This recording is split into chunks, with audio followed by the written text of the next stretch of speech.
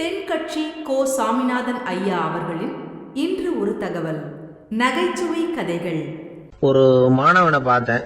என்ன தம்பி படிப்புலாம் எப்படி இருக்குது அப்படின்னு விசாரித்தேன். அவன் ரொம்ப அழுத்துக்கிட்டான். நான் நல்லா தான் சார் படிக்கிறேன், இருந்தாலும் புத்தியில் சரியாக ஏற மாட்டேங்குது சார் அப்படின்னா. சரி, இவனும் நம்ம ரகம்தான் அப்படின்னு சொல்லி முடிவு பண்ணிட்டோம்.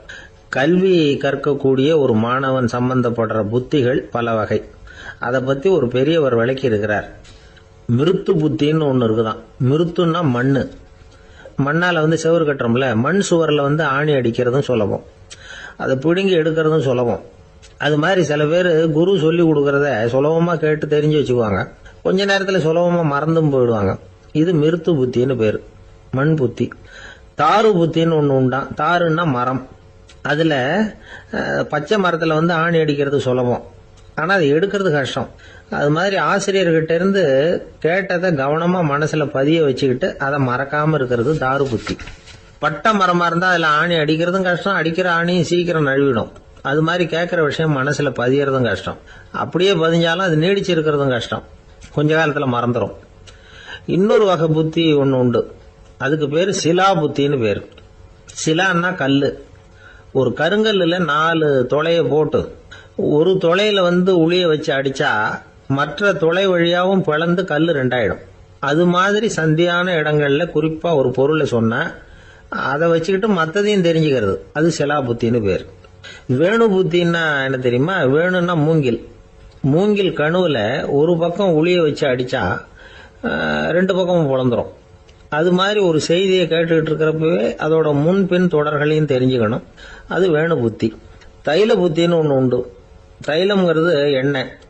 தண்ணியில் ஒரு துளி எண்ணெயை விட்டா அது தண்ணி பூரா பரவி போடுதுல்ல, அது இப்படி பரவுறது மாதிரி ஆசிரியர் சுருக்கமாக ஒரு கருத்தை சொன்னா அதை வச்சுக்கிட்டு பூரா விஷயங்களையும் தெரிஞ்சுக்கணும், அது தைல புத்தி.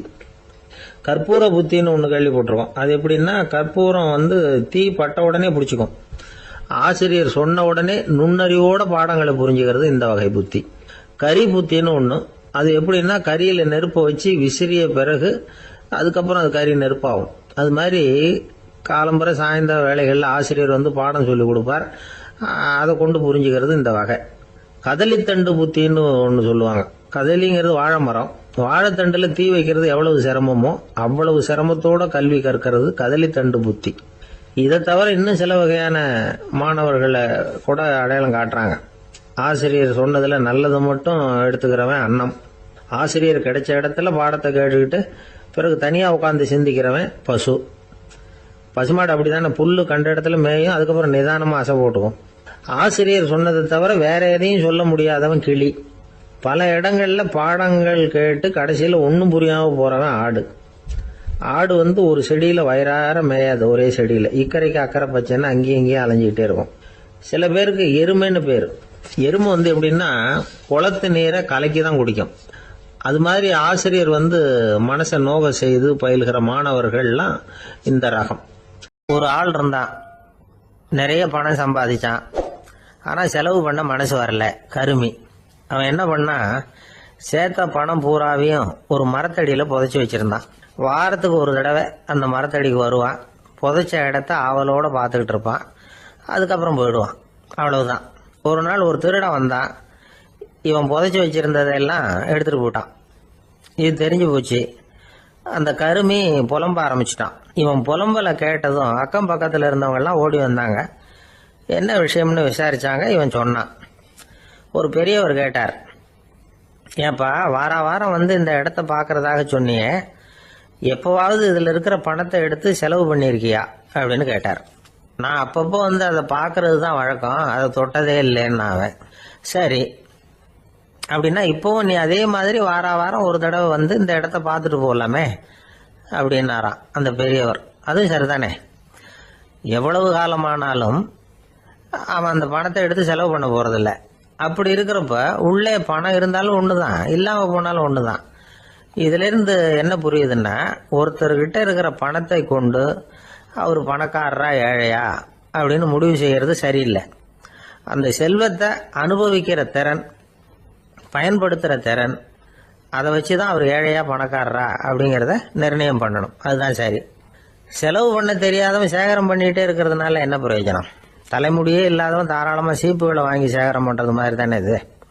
எனக்கு ஒரு சிநேகிதன், அவன் சொன்னான், டேய், என்னுடைய மாமனார் கூட தன்னுடைய பொண்ணை எனக்கு திருமணம் பண்ணி கொடுக்கறதுக்கு முன்னாடி ஒரு செய்தியை சொன்னார். பொய்ன்னு அப்புறமா தான் தெரிஞ்சது அப்படின்னா. என்ன சொன்னார்னு கேட்டோம். என் பொண்ணு மாசத்துக்கு ஒரு தடவை ஏதாவது கோபம் வந்தா கையில கிடைக்கிறத எடுத்து உங்க மேல எரிவா, நீங்க தான் அனுசரிச்சு நடந்துக்கணும்னு சொன்னார் அப்படின்னா. அப்படி அவர் சொன்னது பொய்யா அப்படின்னு கேட்டேன். ஆமா, அவர் மாசம் ஒரு தடவைன்னு அவர் சொன்னது பொய், தினம் ஒரு தடவை அப்படி செய்யறா, இதுதான் உண்மை அப்படின்னா.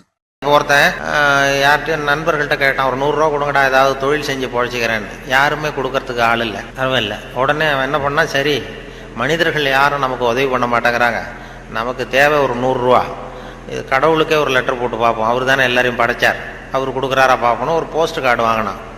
போஸ்ட் கார்டை வாங்கி அதில் அன்புள்ள கடவுள் அவர்களுக்கு வணக்கம், எனக்கு மனிதர்கள் யாரும் உதவி செய்ய மாட்டேங்கிறாங்க, எனக்கு ஒரு 100 ரூபா இருந்தால் அதை வச்சு நான் பொழைச்சிக்குவேன், ஒரு 100 ரூபாயை எனக்கு அனுப்பி வைக்கும்படி கேட்டுக்கொள்கிறேன்னு போட்டு கையெழுத்து போட்டான். போட்டு அந்த பக்கம் திருப்பி அட்ரஸ் எழுதணும்ல, பெறுகிறவர் முகவரி உயர்திரு கடவுள் அவர்கள், அப்புறம் தெரு நம்பர், வீட்டு நம்பர், தெரு ஒன்றும் தெரியல.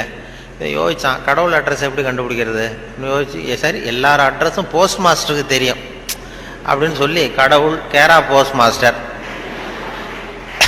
அண்ணாமலை நகர் சிதம்பரம்னு போட்டு விட்டான். அந்த போஸ்ட் மாஸ்டர் ஒரு நல்ல எண்ணம் படைச்சவர்.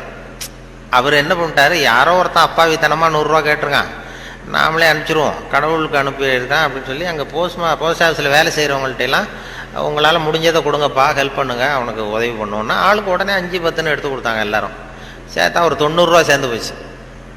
உடனே சேர்ந்த வரைக்கும் அனுப்பிச்சிருவோம் அப்படின்னு சொல்லி மணி ஆர்டர் ஃபார்ம் எடுத்தார். மணி ஆர்டர் கமிஷனையும் அவரே ஒத்துக்கிட்டார். அவரே எடுத்துக்கிட்டு அந்த சேர்ந்த பணம் 90 ரூபாய் வச்சு அந்த அவனுக்கு அனுப்பிச்சிட்டார். அவன் வாங்கிட்டான். வாங்கி 90 ரூபா வாங்கிட்டு மறுபடியும் ஒரு போஸ்ட் கார்டு வாங்கினான். வாங்கி மறுபடியும் கடவுளுக்கே ஒரு லெட்டர் எழுதினான். அன்புள்ள கடவுள் அவர்களுக்கு வணக்கம், நீங்கள் அனுப்பிய பணம் வந்து சேர்ந்தது, ரொம்ப நன்றி. இருந்தாலும் உங்களுக்கு ஒரு யோசனை சொல்ல விரும்புகிறேன், ஆலோசனை, அறிவுரை. இனிமேல் நீங்கள் எனக்கு பணம் அனுப்பும் பொழுது போஸ்ட் மாஸ்டர் மூலமாக அனுப்ப வேண்டாம், அவர் ஒரு 10 ரூபாயை எடுத்து வச்சுக்கிறார் அப்படின்னா. நல்லது செய்ய போய் கெட்ட பேர் வந்துடுது பாருங்க. இதான் நன்று ஆற்றல் உள்ளும் தவறுண்டு, நன்று ஆற்றல் உள்ளும் தவறுண்டு, அவரவர் பண்பறிந்த ஆற்றாக்கடை அப்படிங்கிறது அதான். ஒரு ஊர்ல ஒரு அம்மாவும் பிள்ளையும் இருந்தாங்களாம். அந்த மகனுக்கு திடீர்னு தேசாந்திரம் போய் வரணும்னு ஆசை வந்துட்டுது. ஊரா போய் சுற்றி பார்க்கணுங்கிற ஆசை. அந்த அம்மாவுக்கு இது பிடிக்கல. மகனை புரிஞ்சு இருக்கிறதுக்கு அவங்க மனசு இடம் கொடுக்கல. வேணாப்பான்னு சொல்லி பார்த்தாங்க, அவன் கேட்கல. திடீர்னு புறப்படவும் செஞ்சுட்டான். சரி, இனிமேல் அவனை தடுக்க முடியாதுன்னு முடிவு பண்ணிக்கிட்டாங்க அந்த அம்மா. இருந்தாலும் புத்திசாலித்தனமாக ஒரு யோசனை பண்ணாங்க. மகனை கிட்டத்தில் கூப்பிட்டாங்க. அவங்ககிட்ட சொன்னாங்க, இதை பாருப்பா, நீ தேசாந்திரம் போகிறதுன்னு தீர்மானம் பண்ணிவிட்ட, அதை நான் தடுக்கலை, போயிட்டு வந்துடும். ஆனால் போகிறதுக்கு முன்னாடி எனக்கு ஒரு வாக்குறுதி கொடுத்துட்டு போ அப்படின்னாங்க. போகிறப்போ ராத்திரியாக இருந்தாலும் பகலாக இருந்தாலும் சரி, புளிய மரத்து நிழலில் தான் தங்கணும். திரும்பி வர்றப்போ இரவும் பகலும் நீ வேப்ப மரத்து நிழல்லே தங்கணும் அப்படின்னாங்க. சரி, அப்படியே செய்கிறேன்னு சொல்லி வாக்குறுதி கொடுத்தான் பையன். புறப்பட்டு போனான். போகிற வழியில் புளிய மரத்து நிழல்லே தங்கினான், தூங்கினான். அப்படி போய்கிட்டே இருந்தான். 7ஆவது நாள் அவன் உடம்பு சுகமில்லாமல் போயிட்டுது. ரொம்பவும் பலவீனமாயிட்டான். இனிமேல் நடக்க முடியாதுங்கிற நிலைமை வந்துட்டுது. யோசிச்சு பார்த்தான், சரி இதுக்கு மேலே போக வேண்டாம் அப்படின்னு முடிவு பண்ணிட்டு திரும்பி வர ஆரம்பிச்சுட்டான். திரும்பி வர்றப்போ வழியில் வேப்ப மரத்து நிழல்லையே தங்கி வந்தான். நாளுக்கு நாள் உடம்பு சரியாக வந்துட்டுது. 7ஆவது நாள் வீட்டுக்கு சேர்றான். உடம்பு பழையபடியே கலகலப்பாயிட்டுது. பூரண சுகம். தேசாந்திரம் போன பையன் திரும்பி வந்துட்டானே அப்படின்னு அந்த அம்மா ஆச்சரியப்படலை. ஏன்னா அவங்களுக்கு தெரியும் இப்படி ஆகும்னு. பையன் சீக்கிரமாக திரும்பி வரணுங்கிறதுக்காக தான் அவங்க அந்த யோசனையை சொன்னாங்க. என்ன விஷயங்கிறதையும் அவங்களே சொன்னாங்க. மகனே, புளிய மரத்து நிழல் உடம்புக்கு உஷ்ணத்தை கொடுக்கும், சீக்கம் உண்டாக்கும். அதனால் நீ தொடர்ந்து புளிய மரத்து நிழலில் தங்கினாவே நோய்க்கு ஆளாயிட்ட.